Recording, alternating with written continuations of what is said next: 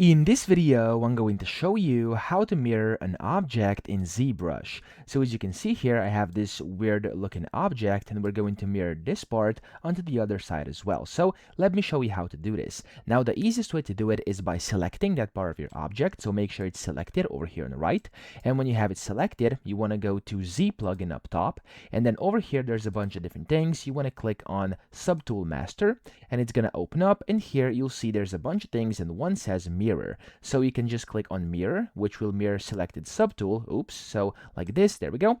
And from here, you can select if you want to merge it into one subtool or just append as a new one. I'm going to merge it. And then here you can select the mirror axis. You can do X, Y, or Z. So I'm going to just do X over here. And if I were to now click OK, as you can see, it just mirrored it over. Now, of course, I could do the other thing as well. So if I go to Z plugin again, mirror, I could do Y, for example, as well. Press OK. And there we go. As you can see, it's going to mirror it to the other side as well. So that's essentially how to mirror. I hope this video helped you out. If it did, please subscribe to the channel and help me out as well.